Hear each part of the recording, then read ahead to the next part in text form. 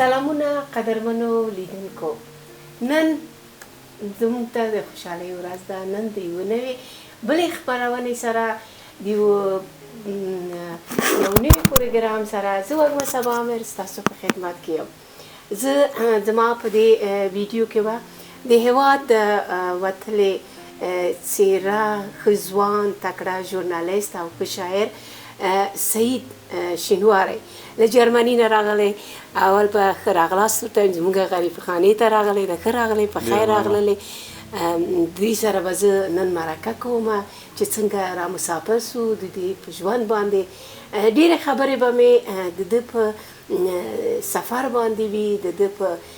چې پردي وطن کې اوسېږي، څنګه ژوند یې کړی، په دې باندې وي. په شاعري کې به مې وغږېږو، ډېره ښایسته شاعري لري او تاسو به یې حتما شاعري خوښه کوئ. اول خو ښه راغلاست، ستړی مه سې چې په خیر راغلل. ډېره مننه ورېندار، ژوندی اوسې، کور دې ستا ودانې او خوشحاله یم چې ګورم دې اول ځل او روحاً خو امیر لالا او تاسې سره دا دوستان داسې دي چې لکه تړل شوي چې که نه، یا د یو لوستونکي په حیث باندې هم تا سره د نورو ځوانانو په څېر موږ تړل شوي وو. وختي مې تا سره بحث همدا وکړه چې تا باندې خپل کوم ناول ډېر ګران دی، ما باندې خو طالب جان ګران دی، بنګړیواله دې رایاده کړه هغه. نو روحاً تړل شوي وو، خوشحاله شوم چې وملیدې. زه په خپله ډېره خوشحاله شوم. څنګه د پراګ دې څنګه هغه کوي، جرمني خو دې لیدلی و، پراګ څنګه درته ښکاره شو؟ چې پکې خواږه یاران دي، پېښور تر هر دیار. نو د خوشحال بابا خبره ده، زما خو پراګ کې ډېر خواږه ملګري او دوستان دي که نه. دا یو ذهناً ما دپاره ډېر،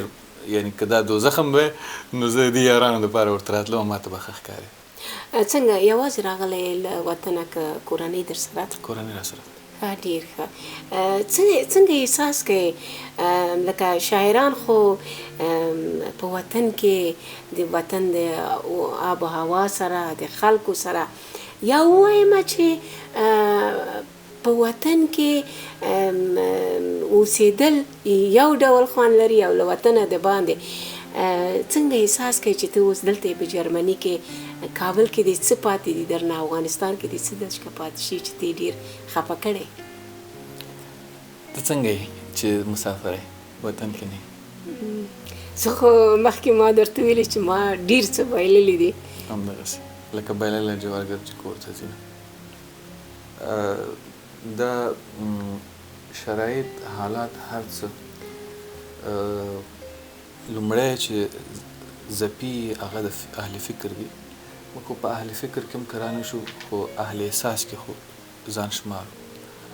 نو دغه خلک ډېر زر ژوبلیږي په دې کې. ډېر خلک په انقلابونو کې د ځمکې نه اسمان ته رسېږي، ژوند یې بدلیږي، په لویو جنایتونو کې شریکېږي، واړه خلک لوی خلک شي.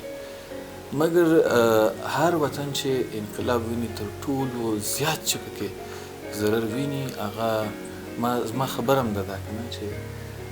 هر څه بدل شي، نوي چارواکي ته چې دی نوي چاپلوسي شروع شي، نویو خلکو ته نوي مشاورین پیدا شي په انقلابونو کې، خو یو شی وشي چې دا د احساس په هدیره کې یو څو قبرونه نور زیات شي. زه هم په هغې مړو کې حساب یم چې لیکوال دپاره ټولنه کې لیکوال، شاعر، هنرمند. نو د افغانستان د اوسني وضعیت نه همدا خبره ده چې زه په هغه مړو کې حساب یم چې کالبد یې ګرځي خو روح یې نشته. تاسو شاعران، ژورنالیستان او لیکوالان زموږ په وطن کې زموږ خلک ډېر مینه ناک دي، خو درې کسانو سره، هنرمند سره، ژورنالیست سره، شاعر سره ډېره مینه کوي، ډېر واهوا ورته وایي او ډېر نازوي. نو ته په هغه واهواو پسې د وطن په ځوانانو په مینې پسې و د راډیو د تلویزیون په ماحول پسې خفه شوی یې که نه؟ نه، دغه واه واه چې څوک کوي دغې شي پسې زه نه خفه کېږم. ما ته ځکه پلار یو درس راکړی و چې بچو 2 کسان مفت نمرې نه وړي، یو ډاکټر یو خبریار. نو ته به د دې خلکو دپاره ځان خاورې کې، بیا به ته د دوی نمرې وړې. زه فکر کوم چې ما لا هغه نمرې نه دي اخیستې. د خلکو په زړونو کې نه اخیستې دي او ما چې د خلکو سره څومره مینه لرله هغه پسې خفه یم هغه پسې خو زه په دې باور یم چې ما ته خلکو ډېره زیاته مینه راکړه او یعنی ما مینه دې نه وی ما سره د خلکو خو زه دې دومره وی چې ما دې په وطن کې د واقعا د یو انسان په توګه ساه اخیستی شوې نو زه دې ملنګ دی ما مخکې هم داسې خاص ژوند نه دی کړی یعنې زه په دې شیانو کې نه یم کم تر کمه د خپلو خلکو تر څنګ خو سړی پاتې کېدی شو دلته د مونږ ځوانان لکه په ډېرو سختو د کشتیو د نورو مشکلاتو باندې یعنې دوی تر دیجې پورې راورسېږي که نه نو تاسو خو نسبتا لږ راحتتر راغلی دا کیسه وکړه چې دلته یعنې حتما تاسو د یو ښه هغه سره برخورد سره مخامخ شولی د کار زمینه څنګه ده کار کوئ که نه اوس هم تاسې د کار په لټه کې دغه روزني ژوند په اړه باندې راته سقوط نه وروسته خو د څو هیوادونو د لارې نه ژورنالستانو ته او د افغانستان ډېرو ما غوندې کسانو ته هیوادونو وویله چې تاسې که تیار یاستئ راځئ چې لاړ شو ما یو شی و چې ما فکر وکړو کیدای شي وضعیت ښه شي نو پاتې شوي مالې دی تاسې ډېر وخت پاتې شوي نو ما ویل چې دا تېښته به ډېره ښه لاره نه وي خو زه فکر کوم چې موږ ټولو دپاره دا یو ضرورت راغی خورا لوی مجبوریت هم راغی یعنی کله چې زه راوتم هم ما وجدانا عذاب لرو ځکه زه هغه کس وم یو د افغانانو نه چې ما د وطن نه وتلو سره جوړه نه وه او زما خپله دا نیچر هم نه دی جوړ له وطنه وتلو ته بل ځای کې اوسېدلو ته یعنې یو سړی دی کیدای شي ژوند پسې ګرځي په لټه کې نه زما دا شی غوښتنه هم نه ده که نه چې زه دې راحت ژوند ولرم زما دغه دا چې عذاب دی خو د خپلو خلکو منځ کې خو چې بیخي داسې شي چې هغه عذاب د سړي په حیثیت او په عزت باندې بد تمامیږي نو بیا مجبور دا دی چې خپل حیثیت او عزت خوندي کړي سړی نو د ژوند په کیسه کې هم زه ډېر نه وم چې زما ژوند به لاړ شي یا به راشي خو د حیثیت او د عزت سوال چې راشي بیا سړی دغه کېږي مجبورېږي چې یو دغه وشي او انسان ته تر ټولو زیات مهم چې دی د هغه حیثیت او عزت دی که دا نه وي ژوند هم معنا نه لري او بیا یو ځای کې اوسېدل هم معنا نه لري طبعا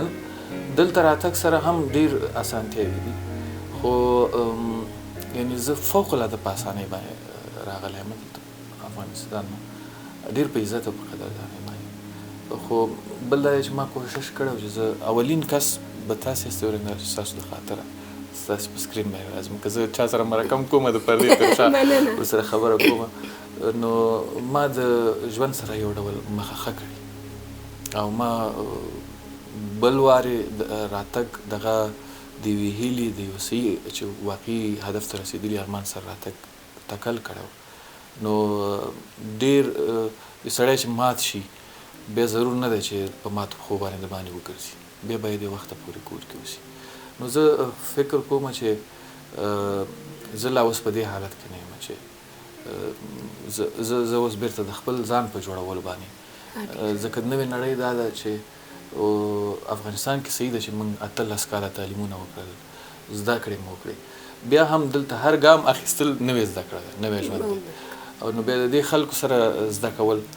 دا هم یو نوې تجربه ده نو ما اوس دغه دا دی چې زده یې کوم ډېر ښه دلته په جرمني کې افغانان ډېر دي څنګه نور داسې کډوالو سره چې راغلي وي یا پخواني افغانان چې دي داسې اړیکه کوي تاسو خوشبختانه زما خو د اړیکو ساحه دومره پراخه ده چې ماته اوس دغه نه معلومیږي چې کوم ځای پورې تللې ده نو فوق العاده مینه ماته په اروپا کې ملګرو راکړې دوستانو راکړې ده او لا اوسه پورې ما خپل یارانو دیدنونه پوره کړي نه دي لا اوسه پورې مې نه دي پوره کړي سره د دې چې دا نور به مې کال پوره کېږي خو څوک ماته راځي څوک زه ورځم بیا هم دا دیدنونه نه پوره کېږي او پاتې دي ډېر دوستان چې په ګیله کې زه ووایم چې لکه زه چې دلته راغلی یم زما خو خپل وطن که نه لکه سباناری مې ډېر یادېږي که نه ګرمه د تنور ډوډۍ که نه پاس دی او د شیان کنه وطني قیماق تاسو څنګه اوس هم هماغه دلته اروپا کې خو هغه نشته ده کله چې سهار راجګېږي سباناري کوي څنګه احساس کوي ما ته یو شی هم ډېر نه یادېږي ځکه د پلار غم ما نه هر څه هېر کړي او زما پلار زما دپاره د وطن مینه وه ځکه هغه زما دپاره مکتب و هغه زما دپاره سباناری م و ځکه ما د هغه سره سباناري کوله هغه زما دپاره ماښامی م و ځکه ما ماښام ډوډۍ هغه سره خوړه هغه زما دپاره شعر هم و ځکه ما به چې شعر ولیکه پلار ته به مې هغه زما دپاره یار هم و چې په ما به تنګسه راغله ما نه به پلار مخکې نو هغه پلار ما یادېږي چې اوس نشته خدای دې وبخي اوس ته په خپله پلار یې نو هماغه رول به ته حتما لوبوي لکه ستاسو خدای بخښلي پلار چې دومره تا ته مینه درکړې کله چې هغه درته هغه شو ته په خپله ماشومان غېږ کې ونیسه او بله پوښتنه مې په ستاسو ښایسته شاعري کوئ ستاسو شاعري فوق العاده ده په شعر باندې د سفر څنګه هغه کړی دی دغه د وطن لرېتوب ډېر تاثیر یې کړی دی زما ژوند کې په شاعرۍ باندې دوه طوفانونه راغلي یو زما تنکي زلمیتوب کې راغی او یو د هجرت نه وروسته دا راغی نو دا ډېر شدید دی او هغه ډېر عاطفي طوفان نو او دا د فکري قهر دی فکري شدت دی دا داسې دی که یو سړی ورته ور په غاړه د لسو سلو شلو وروڼو خپلوانو غچ اخیستل او دی چې دی د غچ ته د رسېدو نه مخکې دی خپله وروڼو ته ورسېږي نو د که دی خو مړ شي هغې نه وروسته خو زه فکر کوم چې د روح به څه حال چې ځکه دا هدف یې نیمګړی پاتې شو زمونږ د وطن د پاره چې کوم ارمانونه هغه نیمګړي پاتې شول نو خامخا شدت پکې اوس ډېر نو اوس به د تاسو نه یو غزل واورو چې د څه وخت دی اوس دې لیکلی د هجرت نه د وروسته لیکلی که پخوانی دی موږ دی وایو دا زه کابل کې وم د سقوط نه وروسته یو شپه جنرال فیض حمید کابل ته راغی طالبانو وویل چې پنجشیر نیول شوی دی او چا وویل چې ملا هیبت الله کابل ته راغی چا وویل چې په ارګ کې جنګ دی مګر زه په همغې ساعت کې ځکه د خبریال په حیث باندې زما سرچینې د بیدت النیوز دی او خبریال په حیث باندې بیا زما د سیاسي اړیکو په دغې باندې نو ما ته ډېر دقیق معلومات دا و چې جنرال فیض حمید راغی دوی د هغې په خوشحالۍ کې دا ډزې کوي نو دومره ډزې وشوې چې زه دفتر کې وم زه دفتر کې اوسېدم نو دا ډزې زما په کړکۍ باندې مو لګېدې د اتاق لاندې مې ملګري ولاړ وو هغو هم رادغه شول سختې ډزې وشوې نو هغې شپه باندې ما دا شعر ولیکه څڼې د وحشت د بري شور ته غورځوي څڼې د وحشت د بري شور ته غورځوي وخت د تمدن اساسې ګور ته غورځوي ومو کړې کانې په مور وطن د سور انګریز ومو کړې کانې په مور وطن د سور انګریز مونږ بې وجدانه به خدای اور ته غورځوي او قام په خپل راتلونکي داړې ایښي دي وحشي قام په خپل راتلونکي داړې ایښي دي وحشي غوښې خوري هډ یې خپلې مور ته غورځوي او راغله زما الفاظو شدت دی نو زه نشم کولی چې سانسور کړم راغله د پنجاب د کوني زوی د واده شپه راغله د پنجاب د کوني زوی د واده شپه ناوې د کابل به پورته پورته غورځوي ګونګه شوله ژبه د سعید د نی و ساز خود به نو وسلې د جهل زور ته غورځوي وخت د تمدن اساسې ګور ته غورځوي څڼې د وحشت د بري شور ته غورځوي ډېر ښکلی ډېر څنګه دلته بیا چې اکثر په لیکوال یا په شاعر باندې چې غم درد ډیر شي که نه یا ښه شاعري کوي او یا خاموشه کیږي هغه زبونې وایي تاسو څنګه کوم حالت کې یې زه خو نسبتا زبون وهلی نشي کولی یعنی زه وایم که نه ما بل ورځ مې یو شعر چې نه یې اوري نه یې مني خاورې مو په ظرف نه یې اوري نه یې مني خاورې مو په ظرف قام ته چې خبره کوم نه وایي کوم نو بیا داسې وخت کې سړی وایي چې که زما خبره تاثیر نه لري نو ولې وکړو نو دغه وجې نه سړی زبون وهي غلی کېږي نه حتما به کوي تاسو کوشش وکړئ له دې حالت نه راوځئ ټول افغانان په داسې حالت کې دي سره دا د نورو ځوانانو سره چې راغلي دي نوي راغلي دي یا تاسو خو مشهوره څېره یې تاسو هلته خلک پیژني د دوی څخه داسې ځوانان څه رقم دي ځوانان څه وایي زما د ځوانانو سره چې لیده کاته کېږي نوي ځوانان چې سقوط نه وروسته یو خو دا دی چې دا په لارو باندې خواران څومره پیښې کېږي اول دوی ما ته راپور راکوي چې زه یې بیا رسنیز کومه یعنی ما ته داسې عکسونه راغلي چې زه یې خپرولی نه شم زما په ښو لاسو ورته کار پرېښی د دوی ویډیوګانې چې دا په لارو باندې راځي چې څومره تکلیف کوي څومره خطرناک بیا چې دوی په څه حالت کې دوی ژوند کوي یو ورځ د بیلاروس په ځنګلونو کې 4 شپې ځوانان ایثار په واورو کې واورې دغسې پورې د دوی او دوی فقط ما ته احوال راکړ بیا د هلته د شاوخوا هېوادونو د سفارتونو سره د افغانستان تماس نیسه ملګرو سره تماس نیسه چې آیا د دوی د راوتلو یا د دوی ته د خدمت د رسولو امکان شته نه نشته بیا دغه وخت کې سړی ډېر مایوسه شي دلته چې راغلي دي ډېر داسې خواران چې یعنی ما نه اولنۍ پوښتنه د دوی دا یي چې دا څه راوشول نو فکرا دوی هم او هر یو راته وایي چې ما نه تعلیم نیمایي کې پاتې شو ما نه 12 پاتې شو ما نه چې د پوهنتون پاتې شو ما نه ده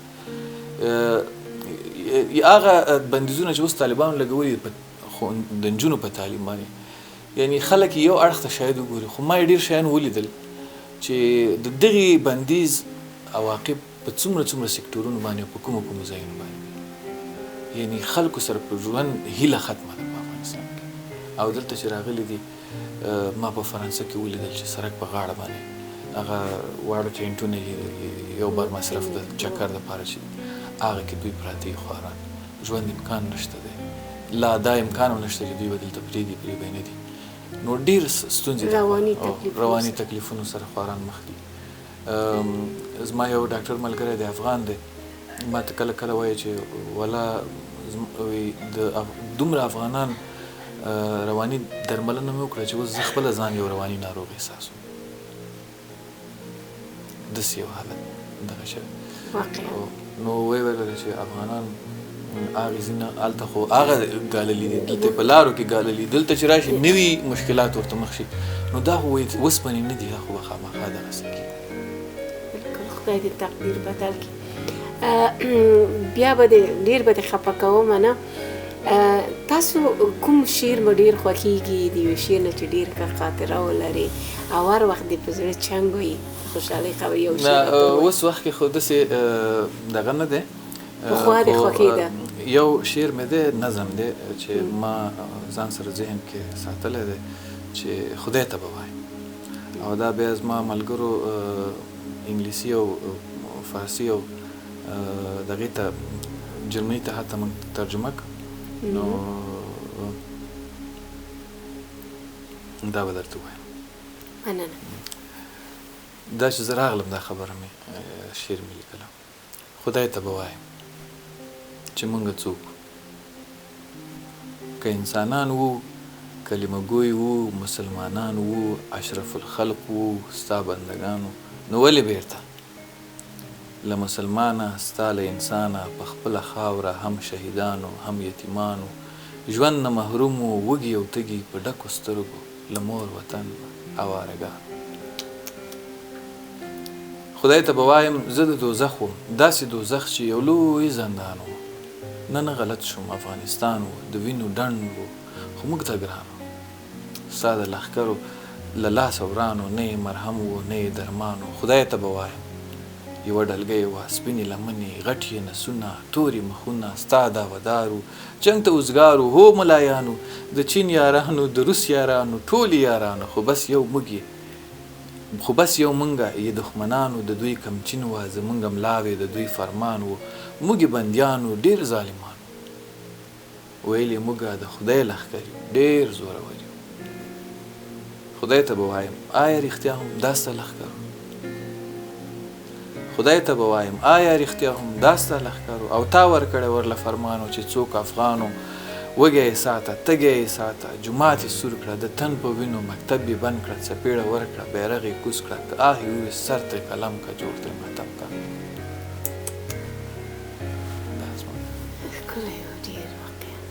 دغه مې لږ زړه ته مې تسلا ورکوي چې که سړی یعنې اوس هېڅ اسره افغان ته پاتې نه ده غیر د خدای نه او هېڅ د خبرو ځای ورته پاتې نه دی غیر د خدای نه هېڅ د شکایت ځای ورته پاتې نه دی غیر د خدای نه د راتلونکي په اړه څه سوچ کوئ چې لکه ماشومان دي پردی وطن د رښتیا هم دلته چې لکه هر څنګه چې سړی وګرځي که نه که د جرمني پاسپورټ هم واخلي یعنی قبولیت واخلي که یو د امریکا قبولیت واخلي که کاناډا واخلي که استرالیا واخلي خو هغه ته بیا هم وایي چې افغان الاصله امریکایی افغان الاصله جرمنی که نه نو که معمولی یو څه شرارتو کې د باندې یا زه به دې خلاصه کړله که نه نو تا نه هغه پاسپورټ اخیستل کېږي او بیرته به هماغه وطن ته ځې نو تاسو څنګه کوئ لکه یو شهروان ځان داسې ټول ملګري او دوستان نه یو خو دا دی چې فکر نه کوم چې دغسې هېوادونو کې د نظر په څرګندولو باندې د هغوی پابندي اوسي هېڅ نه داسې یو امکان خو نه لري بله خبره دا ده چې زما ټول ملګري چې راغلي دي ټول په دې دغې کې دي چې څنګه سبا شي لکه څنګه چې راوتلي دي هم دغسې بېرته وطن ته لاړ شي یو سبا داسې شي وطن آباد شي ارامه شي ټول باندې خیر ده که یو ورځ بیا پاتې شي چې دا ګنډې منډې به راوتړو چې لاړ شو ډېر ښه بس ښایسته شعرونه مې تاسو نه واورېده دا چې زموږ غریب خانې ته راغلی ډېره مننه خوشحاله شوم دعا کوم چې د تاسو ته موږ د وطن یو ځوان تکړه یو ښه شاعر یو ښه استعداد واقعا یو ښه ژورنالست یاستئ خدای د خوشحاله راتلونکي درکړي نو وطن کې د خدای آبادي راولي چې زموږ دا ګلالي ځوانان د ما سره او بیرته وطن ته درشو ډېرو قدرمنو لیدونکو دا ده چې تاسو تر دې ساعته پورې زما یوټیوب چینل مو ولید دغه مرکه مو ولیدله تاسو ولیدل چې زموږ هغه ځوانان چې استعدادونه دي هغه وای شاعر پوټکی نه لري فقط هغه راسن صدمه په خپل غوښه خوري او درد احساسي د نورو خلکو څخه شاعر لیکوال هنرمند ډېر په وطن په خاوره په خلکو باندې مین خلک دي نو دوی دومره دردېدلي دي دوی دردېږي نو په دې هیله چې وطن آباد سي او آرامه سي یو د نفس اخیستو موقع پکې راسي تر هغو موږ ټولو ته دا چانس برابر شي چې بیرته خپل وطن ته درشو ډېره مننه چې تاسو تر دې ساعته له ما سره وئ هر چېرته چې د خپل ځان خیال ساتئ ډېره مننه تاسو